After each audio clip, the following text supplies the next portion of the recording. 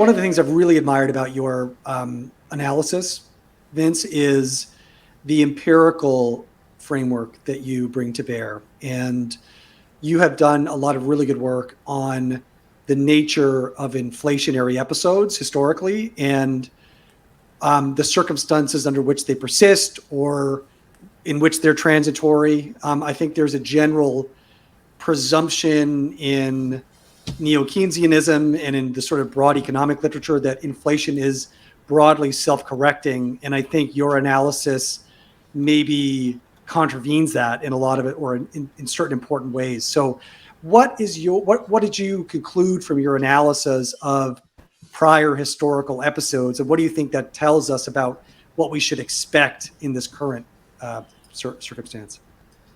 Yeah, so one chart I've done, which I found fascinating. So I tried to download the biggest, widest database of inflation I could across every nation as far as I could.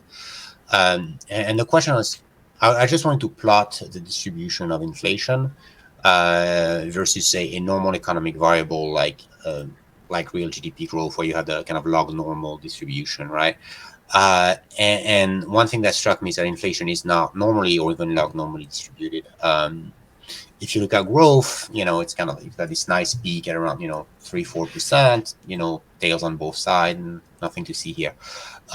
For inflation, it's got this very long tail, and then the curve is where we are today is an anomaly, 7-8.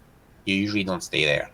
So two things can happen at 7-8. Either it's the kind of self-correcting high prices are the cure for high prices inflation, like you have a shock, all prices go up, things go up out of whack, and then a little bit, the market does its thing, you get more drilling, and then falls back to price stability. Or, which is an outcome that I think is absolutely not priced in by the swap market or the tips market, is it actually keeps accelerating because you get to the point where inflation becomes inflationary, right? The expectation channel.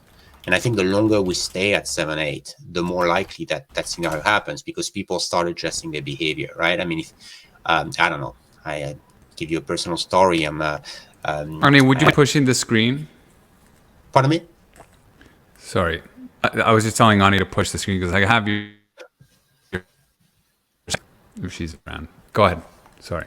Yeah, so that's okay. Perfect. That's the shot. Yeah. So, like, for example, now I need to change my car. I got a car wreck. I'm like, I had been waiting, looking at the used car CPI. No way, that thing's up like 35. I'm not buying now. And I'm like, actually, it's not slowing down. So now so for the past 6 months, my own reaction function to inflation was like, I'm gonna wait until it passes. And now it's been 6 months, and I look at the Mannheim, whatever, like, I don't see any sign of it slowing down. I'm like, oh, I need to buy now, fast. And then that's a psychological shift that I think could happen at the societal level, where like people are like, no, I want to pay, you want to be paid faster. So the velocity of money starts picking up, and that's when you go in that right tail. Now, I'm not saying we're going to go there in the US, but I would say the probability of getting there is certainly not zero. And that probability is priced by exactly zero by the swap market at this point.